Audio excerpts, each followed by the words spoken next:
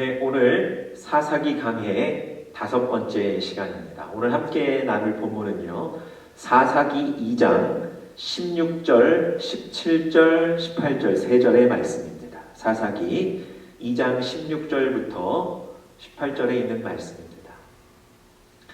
하나님의 마음, 이런 제목으로 함께 말씀 나누겠습니다. 여러분 살면서 주변 사람들의 마음이 어떤지 알고 싶은, 궁금하실 때가 많으실 겁니다. 어느 주일날 아침에 예배를 드리기 위해서 교회에 갔는데요. 예배가 시작하기 직전에 어떤 교인이 저에게 다가와서 평소와는 다른 어두운 얼굴과 낮은 목소리로 이렇게 얘기를 했습니다. 목사님, 오늘 예배 끝나고 목사님하고 얘기를 좀 하고 싶습니다. 그 얘기를 하고 다시 돌아가 앉으셨는데요. 예배 드리는 내내 그분의 그 말 때문에 사실 얼마나 신경이 쓰였는지 모릅니다. 저분 가정에 무슨 일이 있나? 저분 직장에 무슨 일이 생겼나? 누구와 갈등이 생겼나? 아니면 교회에 불만이 있나? 여러분, 그분이 어떤 생각을 하고 있는지, 어떤 마음이었는지 얼마나 궁금했는지 모릅니다. 사실은 걱정이 됐던 거죠. 여러분, 웬만하면 예배 시작하기 전에 목회자에게 와서 예배 끝나고 얘기 좀 합시다, 이런 얘기는 안 하시는 게 좋습니다.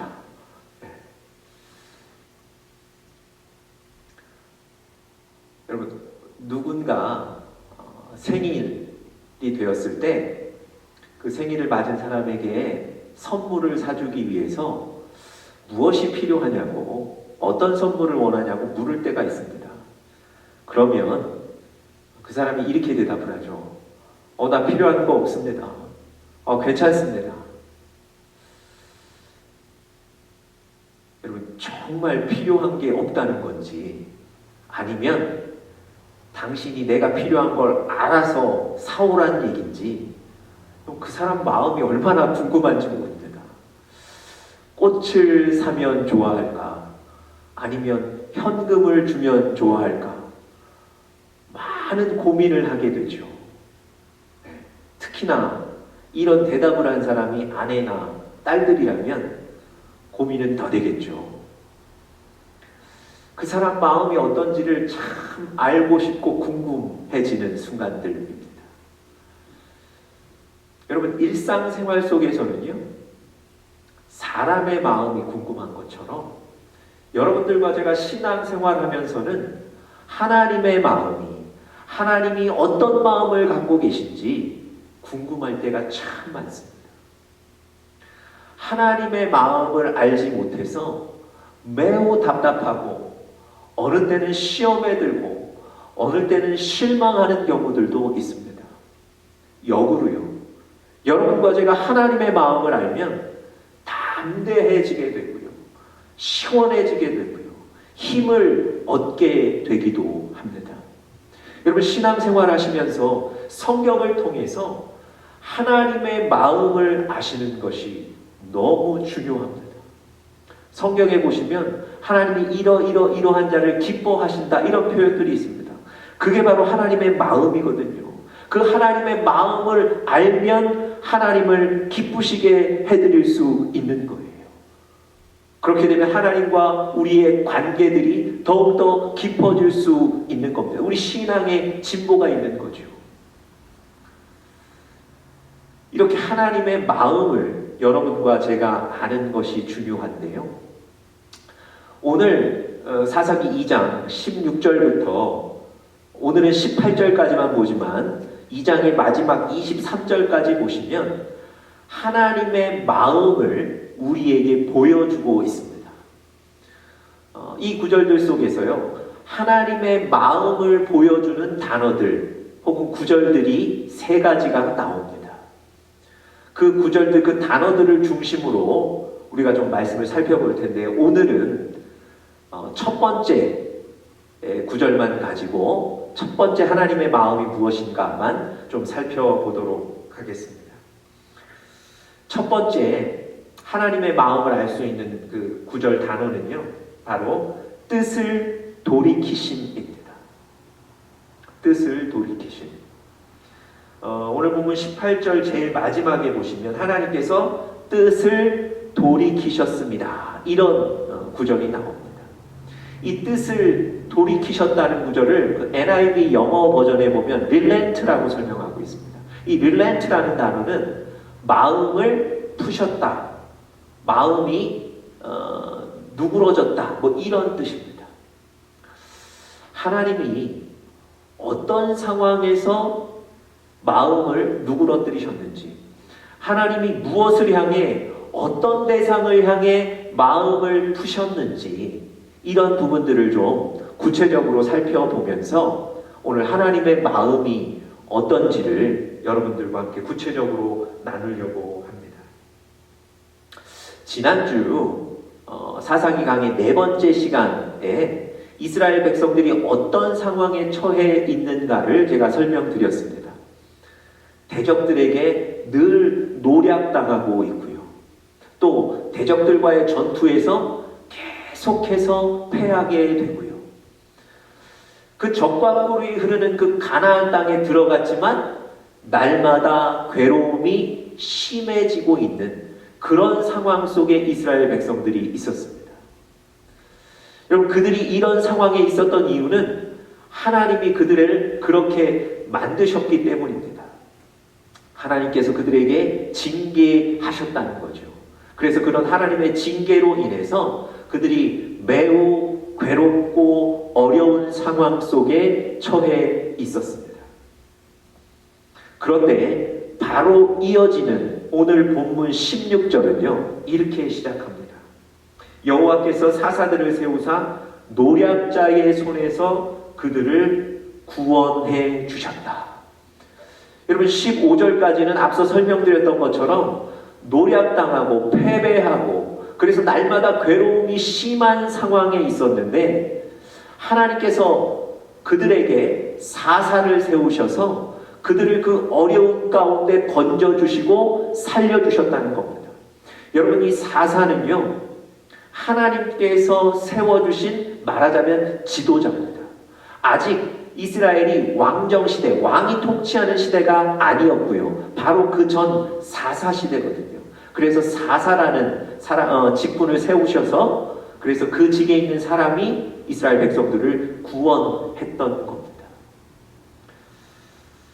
여러분, 하나님께서 이렇게 어려움 당하고 고통 속에 있는 이스라엘 백성들을 건져주신 거예요. 여러분, 이렇게 살림을 받고 건짐을 받은 이스라엘 백성들, 하나님이 그들을 살려주셨다면 하나님께 어떤 마음이 들까요? 어떻게 반응할까요? 하나님 너무 고맙습니다. 하나님 은혜 때문에 내가 살았습니다. 앞으로는 내가 하나님 잘 섬기겠습니다. 하나님, 내가 내 인생을 하나님께 드리겠습니다. 뭐 이런 반응이 나오는 게 자연스럽지 않을까요? 살려주셨잖아요. 하나님이 살려주신 것에 대한 이스라엘 백성들의 반응이 바로 그 다음 17절에 나오는데요. 우리의 생각과는 조금 다른 반응들을 보이고 있습니다. 17절 한번 제가 읽어보겠습니다. 그들이 그 사사들에게도 순종하지 아니하고 오히려 다른 신들을 따라가 음행하며 그들에게 절하고 여호와의 명령을 순종하던 그들의 조상들이 행하던 길에서 속히 치우쳐 떠나서 그와 같이 행하지 아니하였더라.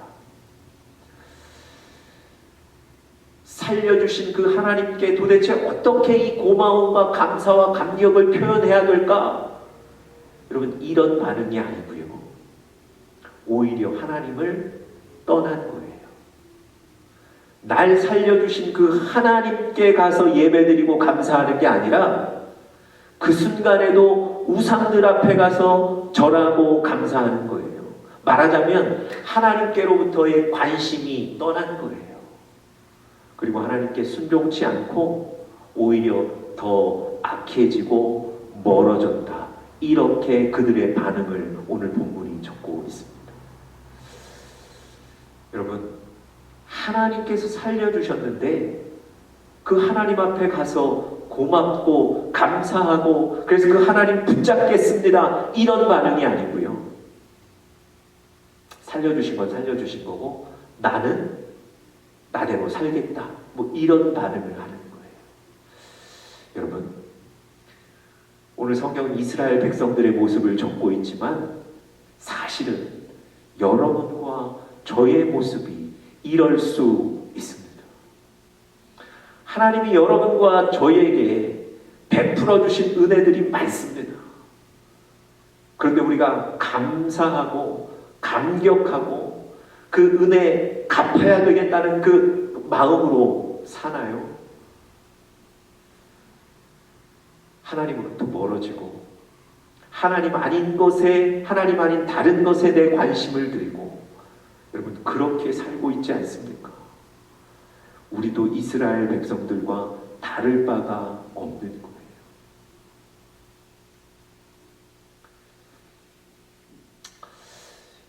여러분, 이렇게 하나님이 살려주셨는데 감사와 감격은커녕 오히려 하나님께로부터 멀어지고 하나님을 부정하고 있다면, 하나님이 그 사실을 아시고 어떻게 이들에게 되갚아 주시면 좋을까요? 만약에 제가 하나님이라면, 혹은 여러분이 하나님이라면 그들로부터 다시 내가 준 은혜들을 빼앗아 오지 않으시겠습니까? 다시 준 축복들을 거두어 가시지 않겠습니까? 여러분, 하나님이 어떻게 하셨는지 오늘 본문 18절에서 한번 확인해 보겠습니다. 여호와께서 그들을 위하여 사사들을 세우셨을 때에는 그 사사와 함께 하셨다. 여러분, 사사들을 세우시고 그 사사들과 함께 하셨다는 얘기는 무슨 얘기입니까? 하나님께서 그 사사들을 통해서 이스라엘 백성들을 끝까지 살리셨다는 거예요. 이스라엘 백성들이 하나님이 세우신 사사들에게 순종하지 않고 오히려 하나님으로부터 멀어졌지만 하나님은 그 사사들을 떠나지 않으셨어요. 이스라엘 백성들을 끝까지 살리신 겁니다. 뿐만 아니라 그 다음 구절에 보니까 그 사사가 사는 날 동안에는 여호와께서 그들을 대적의 손에서 구원하셨다. 하나님께서 사사들을 통해서 이스라엘 백성들을 그 대적의 손에서 구원해 주신 거예요. 살려 주신 거예요. 아니, 그 괘씸한 이스라엘 백성들, 하나님이 은혜를 베푸셨지만 그 은혜에 감사하지 못하고 감격하지 못하고 그 하나님 앞에 겸손함으로 와서 무릎 꿇지 못하는 그 괘씸한 이스라엘 백성들, 하나님이 은혜들을 거두어 가시고 하나님이 복들을 빼앗아 가실 수 있는데, 오늘 본문에 보니까 그럼에도 불구하고 하나님이 그 이스라엘 백성들을 여전히 살리시고 구원하시고 회복시켜 주신 거예요. 여러분, 하나님께서 사사들을 보내셔서 그들을 다시 살려주신 것, 이게 바로 하나님이 뜻을 돌이키신 거예요. 뜻을 돌이키셨다는 것, 그게 바로 하나님의 사랑의 마음입니다.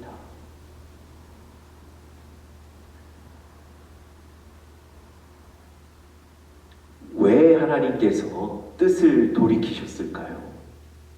자, 18절 제일 마지막 부분 보십시오. 그들이 대적에게 압박과 괴롭게 함을 받아 슬피 부르짖음으로 여호와께서 뜻을 돌이키셨다. 여러분, 이스라엘 백성들이 악하고 추했지만 그들이 고통 가운데 하나님께 부르짖었을 때 하나님께서 그들의 기도를 들으신 거예요. 비록 그들이 완전하지 못하지만, 비록 그들이 악한 가운데 있지만 하나님 앞에 부르짖었을 때, 여러분, 부르짖는다는 표현은 형식적인 기도가 아니고요, 하나님 살려주십시오, 하나님 간절히 매달리는 기도예요. 하나님께서 그 기도를 들으셨다는 겁니다. 하나님께서 그들의 기도를 들으시고 그들을 불쌍히 여기신 거예요. 그래서 하나님께서 뜻을 돌이키셨습니다. 이게 바로 하나님의 사랑의 마음입니다. 여러분, 여러분과 저도 마찬가지입니다. 우리가 완전하지 않아요. 우리가 우리 자신의 모습을 알지 않습니까? 때로는 악하고, 때로는 더럽고, 때로는 추하고, 때로는 이기적이고. 그러나 여러분, 하나님 앞에 하나님 나를 도와주십시오. 살려주십시오. 하나님 불쌍히 여겨주십시오. 간절하게 부르짖어 기도할 때 하나님께서 여러분과 저를 사랑해 주십니다. 우리를 품어주시는 줄 믿습니다. 목사님 가정에 태어난 아들이 있었는데요. 아마 그 아버지 목사님이 시골에서 목회하시면서 재정적으로도 너무 어려우셨고 또 그 교인들 돌보느라 가정 또 특별히 자녀들을 잘 돌보시지 못한 것 같습니다.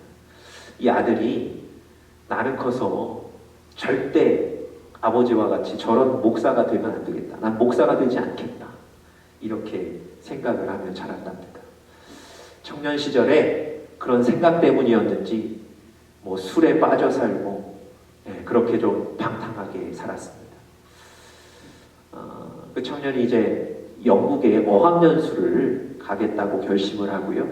영국에 어학연수를 갔는데 아무래도 뭐 재정적으로 어려우신 부모님이 도와주실 수 없으니까 자기가 그곳에서 생활비를 충당을 해야 되는데 그러다 보니 뭐 이런저런 일들 하고 좀 이렇게 무리해서 살았던 모양입니다.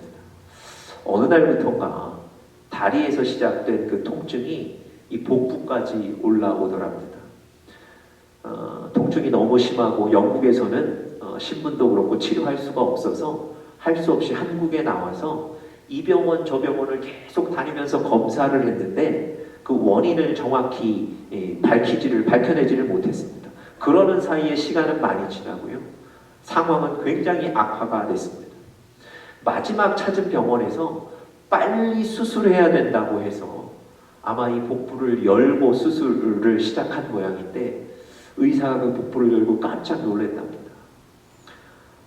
그분 그 안에 이미 그 고름이 가득 차 있고 그 고름들이 이미 장기들을 거의 다 손상시켜서 더 이상 수술할 수가 없었답니다. 다른 장기들을 만지면 장기들이 허물어지고 뜯어지는 거예요. 그래서 다시 수술하지 못하고 봉합한 채 병원에 누워 있었습니다. 살 희망이 없었던 거죠. 병원에서도 더 이상 어떻게 해볼 여력이 없습니다. 한 가지 시술을 한 건 옆구리에 구멍을 뚫고 관을 연결해서 그쪽으로 고름이 나오는 것을 받아내는 그런 정도의 치료만을 했답니다. 그 고름이 많았기 때문에 의사가 물 한 모금도 마시지 못하게 했답니다. 너무너무 고통스러운 시간을 보냈습니다. 아버지 아시는 분들이 오셔서 임종 예배를 드릴 정도로 모든 사람들이 희망이 없이 희망을 가지지 못하는 상태였다고 합니다. 그런데 어느 날 아버지께서 오셔서 야, 하나님이 너를 반드시 살려주실 것이다. 너는 지금 이때를 기억하고 살아계신 하나님을 전하는 사람이 돼야 된다. 여러분 이 얘기를 아버지로부터 듣는데 이것이 하나님의 음성처럼 들리더랍니다. 그리고 그날부터 몸의 컨디션이 좋아졌는데요. 얼마 지나지 않아서 고름이 다 말라버리고요. 의사도 믿지 않는 의사, 신앙이 없는 의사였지만 이건 하나님이 살려주실 것 같다고 얘기할 정도로 기적이 일어나서 죽어서 병원을 나갈 것 같던 그 사람이 회복되어서 병원을 나왔습니다. 여러분, 하나님이 살려주신 거예요. 어땠을까요? 이분이 그렇게 다시 살림을 받고 나와서 어떤 삶을 살았을까요? 당장에 신학교에 가서 신학을 공부해서 목사가 되어 하나님을 전하는 사람이 됐을까요? 여러분, 이분이 몸이 회복되고 나니까 다른 생각이 들더랍니다. 아, 내가 하나님 섬기면 되고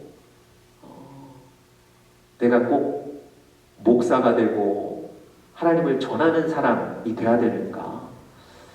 이분이 점점 이전에 자기가 가졌던 그 성공, 사회적인 성공, 이런 생각에 다시 잠식돼 가는 거예요. 병원에 누워있을 때는 하나님 살려만 주세요. 내가 주를 위해 살겠습니다. 그렇게 기도했는데 하나님이 살려주시고 건강이 회복되고 나니까 다른 생각이 들더라는 거예요. 그래서 일본으로 다시 유학을 갔답니다. 아마 이분이 무언가 특별히 공부한 분야가 있는지 한국의 대기업에서 이분에게 스카우트 제의를 하고요. 이분이 그 스카우트 제의에 사인을 했답니다. 여러분, 그날부터 다시 통증이 시작됐는데요. 그 당시에 일본에 있었는데 다시 병원을 찾게 되고요. 병원에 갔더니 원인은 알 수 없지만 이 복부에 다시 고름이 차오르기 시작한다는 겁니다.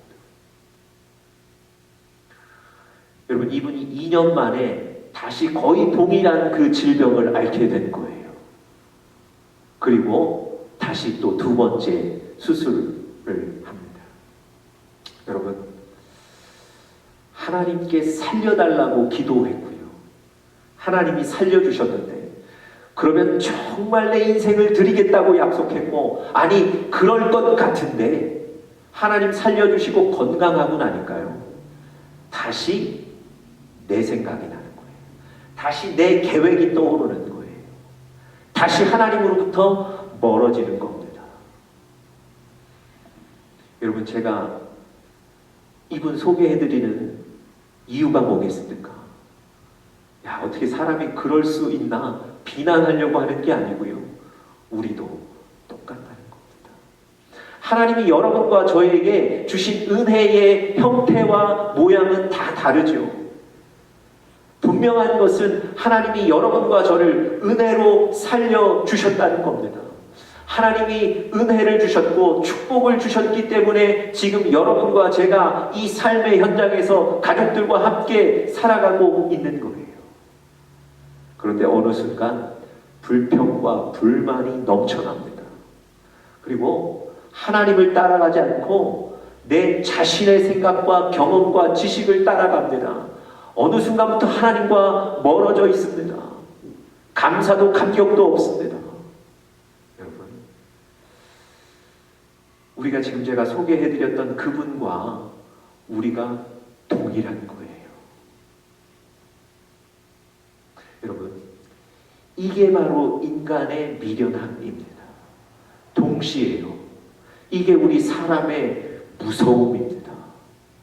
하나님의 은혜가 정답이라는 걸 알고 있는데요, 하나님의 은혜로만 우리가 살 수 있다는 것을 알고 있는데도 불구하고 내 고집을 꺾지 않는 거예요. 하나님께로 가지 않는 거예요. 하나님으로부터 멀어져 사는 거예요. 여러분, 이것이 바로 무서운 겁니다.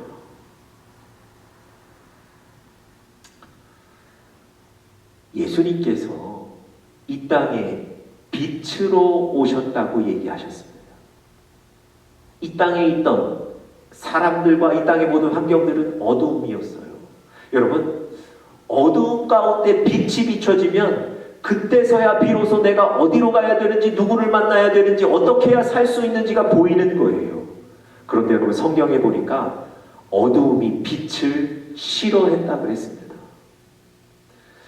여전히 내가 살던 방식, 여전히 내가 생각하던 것, 그것 붙잡고 사는 거예요. 예수님이 은혜의 빛으로 오셨지만, 아니 그 은혜의 빛을 주셨지만 그것이 정답인 것을 알지만 밀어내고 나는 여전히 내 뜻대로 사는 겁니다.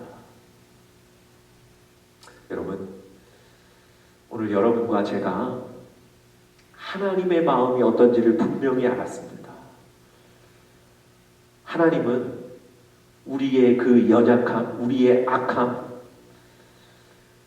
은혜로 갚지 못하는 우리의 그 연약함들 다 아시지만, 그럼에도 불구하고 여러분과 저를 끝까지 붙잡으시고 은혜를 주셔서 살려주시는 분이 바로 하나님이신 줄 믿습니다. 여러분, 그 하나님 꼭 붙잡으시길 바랍니다. 혹시 하나님으로부터 지금 멀어져 계신 분들 계십니까? 그것 때문에 죄책감을 느끼고 계신 분들 계십니까? 여러분, 하나님은 여전히 여러분들을 기다리고 계시고 사랑하고 계십니다. 하나님 앞으로 돌아오시는 우리 사랑하는 귀한 모든 분들 되시기를 간절히 축복합니다.